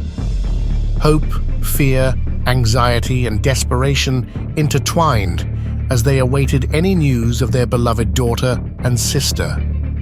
The discovery of Lisa's body was a devastating blow, shattering any lingering hopes of a happy reunion. The family was thrust into the public eye, their private grief laid bare for all to see. As weeks turned into months and months into years, the Zeigert family faced the agonizing reality of an unsolved murder. Birthdays, anniversaries, and holidays became painful reminders of Lisa's absence. The family's anguish was compounded by the lack of answers. Who had taken Lisa from them, and why? Throughout the years, the Zeigert family remained steadfast in their quest for justice. They actively participated in the investigation, working closely with law enforcement agencies, attending press conferences, and ensuring that Lisa's story remained in the public consciousness. The prolonged nature of the investigation took its toll on the family. In various interviews and statements, members of the Zeigert family expressed their feelings of frustration, anger, and despair. Lisa's mother, Dee Zeigert, often spoke of the roller coaster of emotions the family endured, from fleeting moments of hope with every potential lead to the crushing disappointment of dead ends. The arrest and subsequent conviction of Gary Shara brought a myriad of emotions to the forefront. While it provided a sense of closure and justice, it also reopened old wounds, forcing the family to relive the traumatic events of 1992. During the sentencing hearing, the Zeigert family had the opportunity to address the court and, by extension, Gary Shara. Their victim impact statements were powerful expressions of grief, loss, and resilience. They spoke of Lisa's vibrant spirit, her dreams and aspirations, and the profound impact her absence had on their lives. In the face of tragedy, the Zeigert family chose to honor Lisa's memory by advocating for victims' rights and supporting initiatives aimed at solving cold cases. Their journey became a source of inspiration for other families seeking justice for their loved ones. The resolution of Lisa's case served as a beacon of hope, a testament to the idea that justice, though sometimes delayed, is never truly denied. The impact of Lisa Zeigert's murder on her family is a poignant reminder of the ripple effects of violent crime. While the legal proceedings and media coverage have concluded, the Zeigert family's journey of healing continues. Their strength, resilience, and unwavering commitment to seeking justice for Lisa serve as a powerful legacy, ensuring that her spirit lives on, not just in the memories of those who knew and loved her, but in the broader community that rallied around them in their quest for justice. Craig Williamson, at the age of 46, embarked on a new chapter of his life when he married Christine Reinhardt. Their wedding took place at the picturesque Lake Tahoe on October 7, 1990. Despite having known each other for a mere month, the connection between the two was undeniable, and they were confident in their decision to spend their lives together. With aspirations of tapping into the profitable realm of fish farming, Craig and Christine decided to invest in this venture. They identified a suitable farm located in Wisconsin, which was Christine's home state, and made the purchase. Their shared dream was to cultivate and sell fish, capitalizing on the growing demand for aquaculture products. In late August 1993, business commitments beckoned Craig to Colorado Springs. Specifically, on August 28th, he embarked on a trip with the primary objective of selling fish. This wasn't just any ordinary trip for Christine, Craig's wife. She harbored deep concerns about him driving such a distance, especially given a recent incident where Craig had suffered a concussion. Her worries were not unfounded. Head injuries can have unpredictable consequences, and the aftermath of such an event was still fresh. Upon reaching Colorado Springs, Craig took the step of renting a car. This vehicle was meant to facilitate his business appointments in the area. On the evening of August 30th, at precisely 9 p.m., Craig made a phone call to Christine. He was calling from his hotel, updating her on his whereabouts and probably assuaging her concerns. Little did Christine know, this would be the last time she would hear from her husband for a very long time. Craig had plans to return home the very next day. However, that day came and went without any sign of him. In a concerning turn of events, his credit cards were later found at a market in El Paso, Texas. This location was a staggering 675 miles south of Colorado Springs, raising numerous questions about how and why they ended up there. The mystery deepened 2 weeks later when Craig's rented car was discovered abandoned just across the U.S. border in Juarez, Mexico. The vehicle showed no indications of any foul play.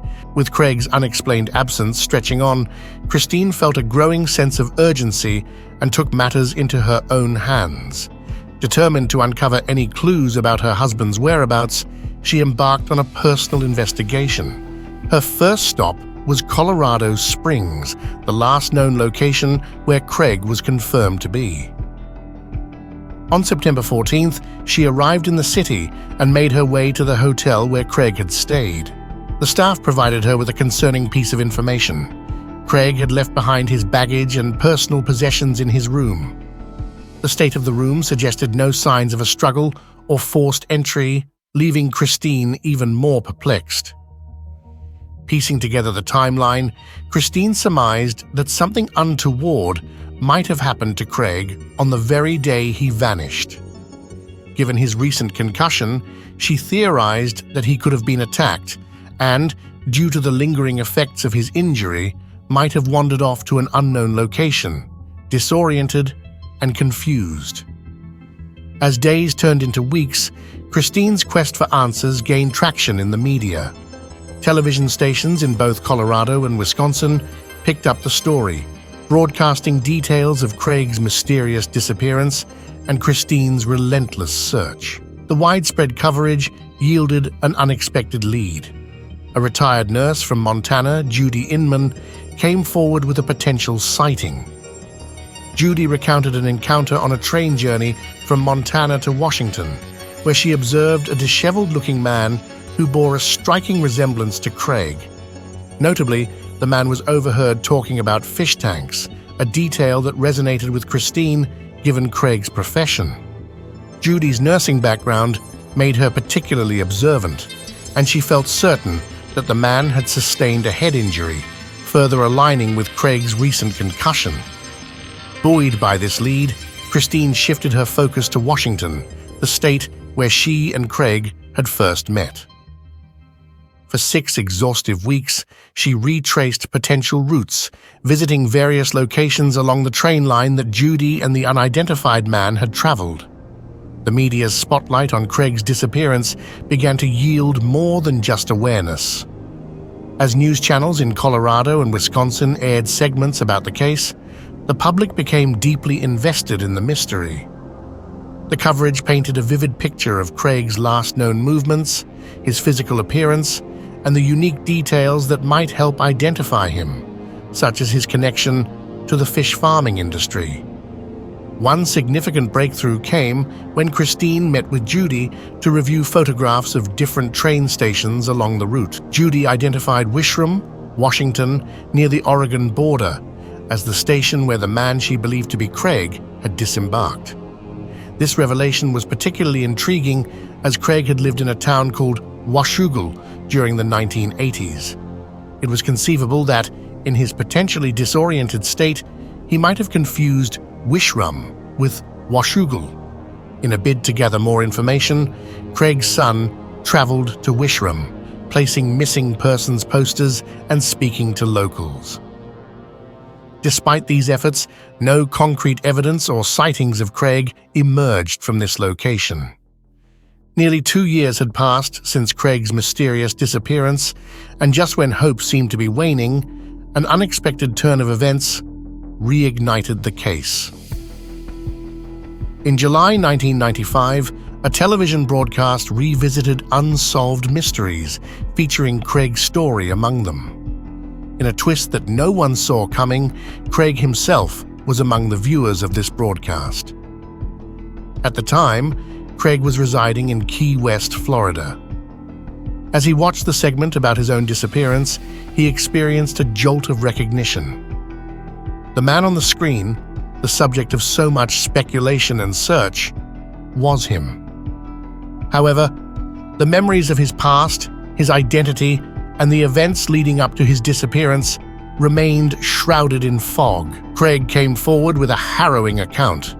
He recalled being mugged in Colorado Springs around the time of his disappearance.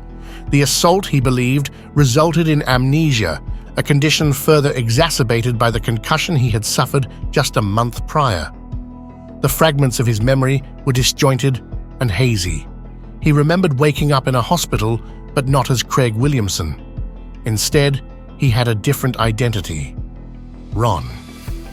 With no recollection of his past, Ron began a nomadic journey, wandering aimlessly across the United States.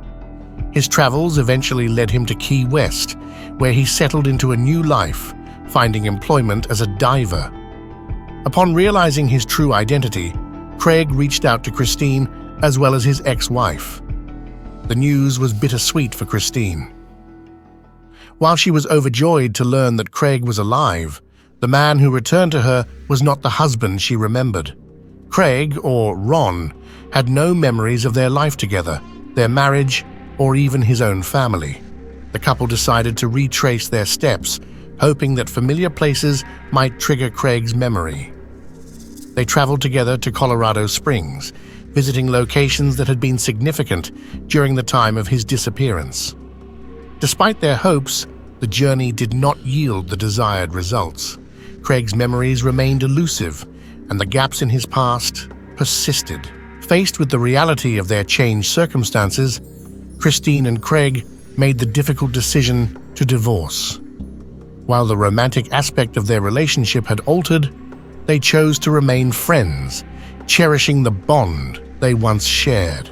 In the aftermath of these events, Craig relocated to California, seeking solace among friends who supported him during this tumultuous period.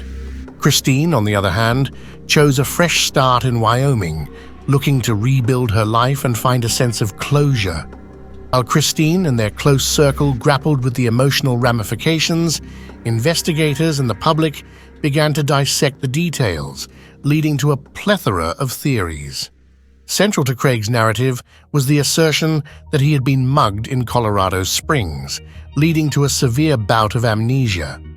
This condition, he believed, was compounded by the concussion he had sustained a month prior to his disappearance.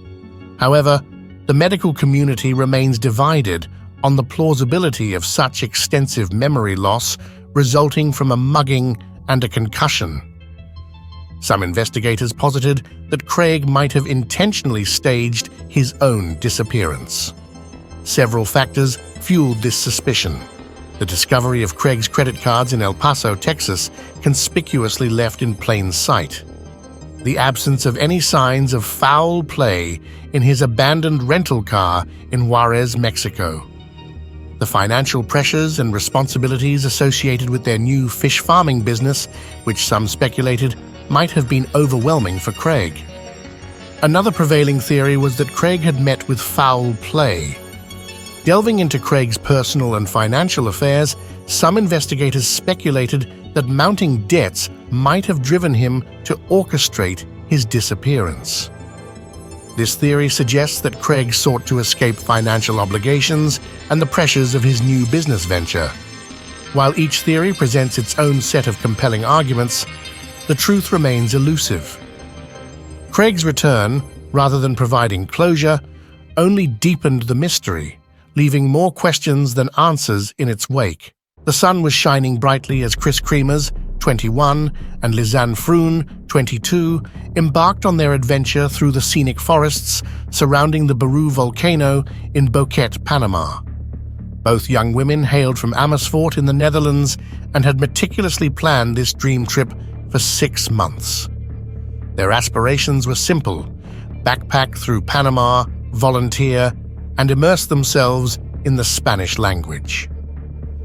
The two had been hiking around the jungle for 2 weeks, and their journey was far from over. They had plans to stay with a local host family for another month, volunteering at a nearby school. On the morning of April 1st, 2014, they waved goodbye to their host family, their smiles bright and spirits high. Little did anyone know it would be the last time they were seen alive. As time progressed, there was no sign of Chris and Lisanne. The alarm bells rang when they missed a scheduled walking tour of Boquete on April 2nd. A frantic search ensued, with rescue workers scouring the jungle and nearby villages. By April 6th, hope was dwindling. Determined to find their loved ones, the girls' families flew to Panama, accompanied by Dutch detectives. 10 days of relentless searching yielded no results. But then, a glimmer of hope. A local woman found a blue backpack near a riverbank. Inside were 2 pairs of sunglasses, $83 in cash, 2 bras, a water bottle, Lisanne's passport, and most chillingly, a camera and 2 phones. The camera held 90 haunting photos, taken deep within the jungle between 1 a.m. and 4 a.m. on April 8th. Most of the images were shrouded in darkness, but a few were clear. They depicted the girls' belongings scattered on rocks, plastic bags, candy wrappers, and mounds of dirt. One particularly eerie image showed the back of Chris's head, possibly stained with blood. Phone records painted a desperate picture. Over 4 days, 77 attempts were made to call the police using emergency numbers from both the Netherlands and Panama. Only 1 call connected, but it was cut short after 2 seconds due to poor reception. The grim discovery continued. Chris's clothes were found neatly folded by the river. 2 months later, a pelvic bone and a foot, still encased in a boot, were discovered in the vicinity. The remains of both women were eventually found. While Lisanne's bones seemed to have decomposed naturally, Chris's bones were eerily white, as if bleached. Theories about their disappearance abound. Some believe the girls met with a tragic accident. Others speculate foul play, pointing to the mysterious photos and the state of Chris's remains. A former detective from Amsterdam even theorized that Chris might have been trafficked. Despite the myriad of theories, the truth remains elusive. Dutch authors Marja West and Jurgen Snoeren, after extensive investigation, concluded in their book Lost in the Jungle that the girls' deaths were accidental, possibly due to flash floods typical to the region. The tragic tale of Chris and Lisanne is a poignant reminder of the unpredictability of life. Their story, filled with hope, dreams, and a thirst for adventure, ended in a mystery that continues to baffle those who search the truth. In September 2019, two siblings, Tylee Ryan and J.J. Vallow, vanished without a trace, leading to one of the most perplexing and tragic missing persons cases in recent memory. 17-year-old Tylee Ryan was last seen with her family at Yellowstone National Park on September 8, 2019. Her younger brother, 7-year-old J.J. Vallow, was last seen a few weeks later at Kennedy Elementary School on September 23, 2019. Despite the alarming disappearance of her two children, their mother, Lori Vallow, proceeded to marry Chad Daybell on November 5, 2019. This marriage raised eyebrows, especially considering that Chad's previous wife had passed away just a month prior in October 2019. When Idaho police attempted a welfare check on JJ in late November, Lori claimed he was with other family members in Arizona. However, this story quickly fell apart under scrutiny. By the time officers returned the next day, Lori's Idaho residence was deserted. The couple had relocated to Hawaii, where they were living in a rental townhome. The investigation into the children's disappearances was publicized on December 20th, 2019. Lori missed a court-ordered deadline to produce the children by January 30th, 2020. In a concerning development, it was reported in early February that Tylee's cell phone had been found among Lori's possessions in Hawaii. On February 20th, 2020, Lori Vallow was apprehended by Kauai police and faced multiple charges related to the children's disappearances. Disturbing revelations emerged, suggesting that Lori and her new husband believed Tylee and JJ had become possessed and turned into zombies. The case took a heart-wrenching turn on June 9, 2020, when authorities discovered the remains of Tylee and JJ in the backyard of Chad Daybell's residence in Salem, Idaho. JJ's body was found wrapped in plastic and bound with duct tape, while Tylee's remains had been dismembered and burned. Chad Daybell was subsequently charged in connection with the deaths of the two children. Eureka, a quaint town nestled in the heart of California, was known for its breathtaking landscapes and serene waters. The town, with its rich history and tight-knit community, was a haven for those seeking solace in nature.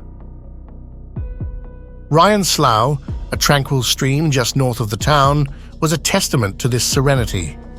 Frequented by locals for its abundant fish and scenic beauty, it was a popular spot for weekend getaways and afternoon picnics. However, October 1997 painted a different picture of this idyllic location. A local duck hunter, a man who had spent countless hours by the slough, made a discovery that would forever change the narrative of Eureka. As he set out with his gear, looking for a spot to settle down, he stumbled upon a gruesome sight, a dismembered torso, carelessly discarded on the muddy banks of the tidal slough. The news spread like wildfire. Local newspapers, television channels, and radio stations were abuzz with speculations, theories, and fears. The community, which once felt safe, letting their children play by the slough or taking evening walks, now looked over their shoulders, haunted by the discovery. Who was she? How did she end up here? Was it a local crime or the work of someone passing through? The woman, hauntingly referred to as the Torso Girl by the media, became the face of a mystery that would remain unsolved for decades. Law enforcement was quick to act. The area was cordoned off, and a thorough search was initiated. Dive teams scoured the waters, K-9 units combed the surrounding woods, and helicopters hovered overhead, hoping to find any clue that could shed light on the identity of the victim or the circumstances of her death. But the waters of Ryan Slough, as if guarding a secret, remained silent. In the days that followed, the community came together in an unprecedented manner. Vigils were held, and the local church became a refuge for those seeking answers and solace. The town, which had seen its fair share of ups and downs, was united in its grief and determination to bring justice to the Torso Girl. Carrie Ann Cummings was more than just a name or a face in a newspaper. Born in the vibrant 1970s, she was a beacon of dreams, aspirations, and youthful exuberance. Those who had the privilege of knowing her often spoke of her infectious laughter, her keen artistic talents, and her insatiable zest for life. With sparkling eyes and a heart full of dreams, Carrie was the embodiment of hope for a brighter tomorrow. But life, with its unpredictable twists and turns, had other plans. Beneath the radiant smile and vivacious personality, Carrie battled her own set of demons. Mental illness, a topic often stigmatized and misunderstood, cast a looming shadow over her vibrant spirit. The challenges of navigating a world that often lacked understanding and empathy for her condition became a daily ordeal. In 1997, perhaps seeking a fresh start, an escape, or simply a break from the routine, Carrie ventured out of her comfort zone. She left her familiar surroundings to couch surf in the bohemian town of Eugene, Oregon. Known for its artistic community and free-spirited vibe, Eugene might have seemed like the perfect refuge for someone like Carrie. But as days turned into weeks and weeks into months, the lifelines connecting her to her past began to fray. Her family, especially her doting sister Kathy, tried desperately to bridge the growing chasm. They reached out through phone calls, letters, and any means possible, hoping to re-establish the bond that once seemed unbreakable. But the silences grew longer, and the echoes of Carrie's laughter began to fade. The Cummings family's ordeal was compounded by the bureaucratic hurdles they faced. They reached out to law enforcement agencies, community groups, and even private detectives in a desperate bid to trace Carrie's steps. But the system, with its rigid protocols and lack of empathy, often turned a deaf ear. Kathy, in her relentless quest, would often find herself lost in the vast expanse of the internet, looking for any mention of her sister, any clue, any sign that might lead to her whereabouts. The weight of not knowing, the agony of imagining the worst, and the flicker of hope that refused to die became a constant backdrop to their lives. In the shadows of Eureka's picturesque landscapes and the mystery of the Torso Girl lurked a sinister figure, a man whose actions would send ripples of horror throughout the community. Wayne Adam Ford, on the surface, seemed like any other long-haul trucker. He navigated the vast highways of America, witnessing its sprawling landscapes and bustling cities. But beneath this facade of normalcy lay a mind plagued by darkness. Ford's journey into the abyss began long before his heinous acts came to light. An ex-Marine, he once wore the uniform with pride, serving his country with dedication. However, a traumatic head injury marked a turning point in his life, leading to a drastic personality shift. The man who once stood tall began to harbor unspeakable urges, a growing darkness that would soon consume him. By 1998, Ford's inner turmoil had manifested into a series of horrifying actions. Women, many of whom were vulnerable hitchhikers or individuals on society's periphery, became his targets. Each encounter was marked by a chilling pattern of brutality, a dance of death that Ford orchestrated with meticulous precision. The town of Eureka would forever be scarred by his confession in November 1998. Walking into the Humboldt County Sheriff's Office, Ford, with an eerie calmness, laid bare the depths of his depravity. He spoke of his encounters, of the lives he had snuffed out, and of the torso girl. His recollections, though riddled with inconsistencies, painted a terrifying picture. Ford spoke of a hitchhiker, a young woman with dreams and troubles of her own. She had shared snippets of her life with him, tales of personal battles, perhaps a child custody case or a tumultuous relationship. But in Ford's twisted world, her fate was sealed from the moment their paths crossed. The community grappled with a mix of horror, disbelief, and anger. How could one of their own, a man who walked the same streets and breathed the same air, commit such heinous acts? Ford's trial and subsequent sentencing to death brought little solace to the families of his victims. The scars of his actions, both physical and emotional, would remain etched in the annals of Eureka's history. In an era marked by rapid technological advancements, the power of DNA science emerged as a beacon of hope for countless unsolved mysteries. The Torso Girl case, which had remained in the cold files of the Humboldt County Sheriff's Office, was one such enigma. Despite having a DNA sample, the identity of the woman remained elusive. The haunting question of who was she echoed in the corridors of the sheriff's office and in the hearts of the community. The breakthrough came in an unexpected form.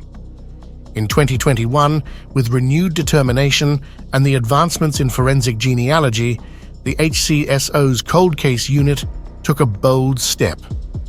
They collaborated with Othram Inc., a cutting-edge private lab that had made waves in the field of forensic genealogy. The goal was clear: to breathe life into the DNA sample and trace the lineage of the Torso Girl. Othram's team, with their meticulous research and state-of-the-art techniques, embarked on a journey through time. They constructed a genetic family tree, tracing branches and roots that spanned decades. This intricate web of connections led them to a potential close relative, a glimmer of hope in the long-standing mystery. The revelation was staggering. The relative confirmed that a family member, Kerry Ann Cummings, had vanished without a trace in the mid-1990s.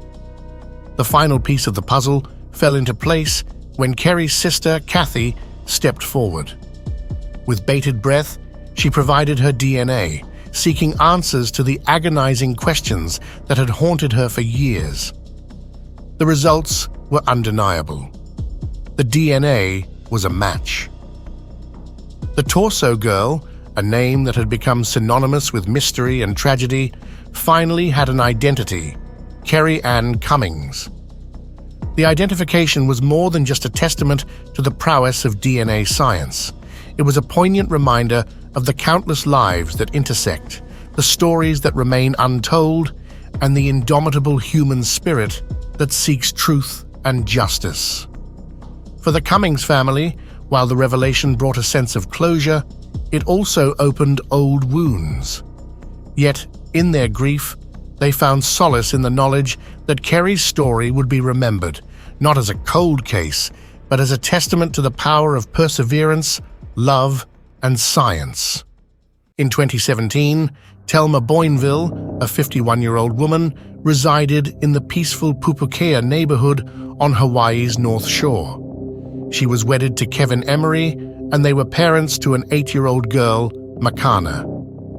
Telma worked as an educator at a nearby primary school. To earn a bit more cash for her family, she also cleaned apartments in a Hawaiian holiday rental.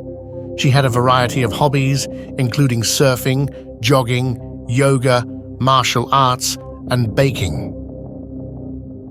On a typical Thursday, December 7th, 2017, Telma was on her usual routine. She picked up her daughter, Makana, from Sunset Beach Elementary School and headed to a nearby holiday home on Kiki Road.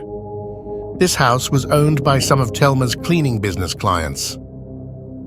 Makana stayed in their Toyota Tacoma truck, engrossed in her movies, while Telma went inside the two-story house to clean. However, this day was anything but typical. As Telma entered the house, she stumbled upon a shocking scene. A young couple, 23-year-old Stephen Brown and his girlfriend, 20-year-old Haley Danderand, were in the middle of robbing the house. They had managed to sneak into the house through a window that had been left unlocked. Caught off guard, Telma was overpowered by the couple. They forced her to lie down on the floor and tied her hands together. Then, in a horrifying act of violence, they beat her with a baseball bat and strangled her. After ensuring that Telma was no longer alive, Brown left the house and approached Telma's truck. He coldly told Makana that her mother was no longer alive and ordered her to come with him. The terrified girl was carried by Brown to an upstairs room in the house, with Danderand following closely behind. They taped Makana's mouth shut and tied her to a bedpost. After ensuring that the girl was securely tied, the couple left the house, driving away in Telma's truck. A short while later, a couple of tourists from Australia who were renting the house returned. They walked inside and were met with a horrifying sight: Telma's lifeless body. They heard some movement upstairs and immediately left the house to call 911. The incident was reported around 3:20 in the afternoon. The police responded swiftly to the call. They found Telma's lifeless body tied up and lying in a pool of her own blood. A hammer, knife, and mallet were found next to her body, chilling evidence of the brutal attack. Upstairs, they found Makana, still tied to the bed frame, but thankfully unharmed. Telma's husband, Kevin Emery, was informed about the tragic incident over a phone call. He was not allowed to enter the house due to the ongoing investigation. He rushed to the scene and found his daughter in an ambulance. Makana told the police that a man with green hair had taken her from the truck and into the house. A woman with pink hair had helped him tie her to the bed. The police immediately launched a manhunt for the couple. They were found the next day, hiding in a nearby house. They were arrested and charged with second-degree murder, kidnapping, and burglary. The case gained significant media attention after Garrett McNamara, Kevin's twin brother, posted an emotional video on Facebook. I have $100,000 cash right now for anybody who can tell me who just tied up my niece and duct taped my niece and killed her mother at Keiki Beach. In the video, he offered a reward of $100,000 for any information leading to the arrest of the suspects. The 35-second clip quickly went viral. The community was deeply affected by the incident. Telma was a beloved figure in the community, known for her kindness and generosity. Her death left a void that could never be filled. A candlelight vigil was held in her memory, with hundreds of people attending to pay their respects. Her daughter, Makana, was taken in by her father and is currently undergoing therapy to cope with the traumatic incident. Police put out a call to be on the lookout for Toma's truck. That same night, officers nabbed Brown and Dandurand when they spotted the truck in a Walmart parking lot at Mililani Town Center. Security cameras from the Mililani Walmart caught Dandurand buying a phone that couldn't be traced. She seemed to believe they could still dodge the swarm of police and onlookers waiting for them outside. She used Telma's bank card to pay for the phone, which she kept in her hoodie's front pocket. When the stolen truck was found in Mililani, cops reported that there were about 75 people there hunting for the culprits too. It was 7 hours after Telma Boinville's body was found when the authorities nabbed the duo suspected of ending her life. They spent the weekend in jail and appeared before a Honolulu County judge on Monday morning, December 11, 2017. Brown's bail was set at $1 million and Danduran's was set at $500,000. 23-year-old Stephen Brown was allegedly combative and uncooperative when he was detained, officials stated. He spontaneously uttered, "Just shoot me. I deserve this." 20-year-old Haley Dandurand made a similar plea to police. "Can you just pull your gun out and shoot me in the head?" she asked. "My life is over after today." The couple was charged with second-degree murder, kidnapping, and burglary. They pleaded not guilty to all charges. The case gained significant media attention, with many expressing their shock and outrage over the brutal crime. Telma's husband, Kevin Emery, was devastated by the loss of his wife. He attended a vigil held in her memory and made a heartfelt plea for justice. "I forgive you," he said, addressing his wife's killers, "but you must face the consequences of your actions." The case, however, took an unexpected turn. For reasons that remain unclear, the trial was delayed.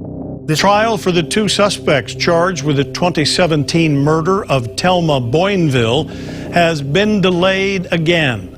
Many believed that the couple was not guilty, as was initially assumed. The case was deemed cold by some, and it seemed as if justice might not be served. However, more than 5 years after Telma's brutal murder, the court case finally began in 2023. Stephen Brown and Haley Dandurand were charged with second-degree murder, first-degree burglary, and kidnapping. Brown was the first of the two accused to face a jury in Telma's case. During his trial, Brown, who took the stand in his own defense, had attempted to pin the blame on his girlfriend. The couple smoked marijuana before entering the house. "I thought we were just going to hang out," Brown said. He accused Dandurand, who was armed with a machete, of demanding Telma to lie down so the pair could restrain her by tying her up. "We asked her to lay down," Brown stated during his cross-examination. "She was cooperative." Brown testified that he left to go surveil the property and claimed that when he came back to his girlfriend, she had fatally injured Telma. He said that Telma was unharmed and perfectly fine when he momentarily left the property. However, during closing statements, Deputy Prosecutor Scott Bell said Brown was the only defendant with the physical capacity to restrain Telma. According to the medical examiner, Telma Boinville had wounds caused by a blunt object and sharp force injuries to her head and sustained 31 injuries to her body. His defense attorney, William Bagasol, questioned the state DNA expert. The lack of evidence disputes the prosecutor's theory that he was the chopper. He was the one using the machete. The 12-person jury deliberated for less than half a day and determined that 28-year-old Stephen Brown is guilty on all 4 counts. On Friday, January 20th, 2023, Stephen Brown was found guilty of taking Telma's life, 2 counts of kidnapping, and 1 count of burglary. Brown showed no emotion and stared straight ahead as the verdict was read by the judge. On January 24th, 2023, a circuit court trial jury determined that it is necessary for Stephen Brown to be subjected to an extended sentence for the protection of the community. That verdict gave Judge Rowena Somerville the option of life without the possibility of parole. Haley Dandurand has been declared guilty by a jury. Dandurand, who had been held in custody since her arrest, was ordered by the judge to stay behind bars after her conviction. The jury, who had been deliberating since Friday afternoon, reached their unanimous decision on Tuesday morning, or August 1st, at around 10:40 in the morning. Despite the gravity of the situation, Dandurand remained stoic as the verdict was read, only showing signs of emotion later when she was seen wiping tears from her cheeks. The jury is now tasked with deciding whether Dandurand should be given an extended sentence of life imprisonment without the possibility of parole. This is the same fate that her ex-boyfriend, Stephen Brown, could face. The jury that convicted Brown found him eligible for the extended sentence. However, the final decision on their sentences will be made by the judge at a later date. The jury dismissed Danduran's defense that Brown had coerced her into participating in the crimes. They posed a question to the judge, stating that they had taken into account the defendant's carelessness or lack of caution that led to the situation under the choice of evils doctrine. This doctrine allows a defendant to justify their illegal actions if they were forced to choose between two harmful outcomes. However, the jury did not find this argument convincing in Danduran's case. Telma's husband, Kevin Emery, was not present in court during the verdict. However, he took to Instagram to express his gratitude to the community for their unwavering support throughout this ordeal. He also made a solemn promise to his late wife, Telma, vowing to be the best father he could be to their daughter, Makana. In his post, he stated that Danduran would face the consequences of her actions, adding, "God sees all." In a surprising twist, Danduran's attorney, Barry Sowalo, attempted to withdraw from the case after the verdict. The motion was filed on Monday with the backing of Danduran's family. However, Judge Rowena Somerville rejected the request, stating that it would harm Danduran's defense and prevent the jury from deciding whether she should receive the extended sentence. The reason for the request was not disclosed. During the trial, Danduran took the stand in her own defense, saying she was forced to do what Brown said and that he had abused her. But she later appeared to contradict her own statements in cross-examination, saying she was not forced to stay or put a bag over the victim's head.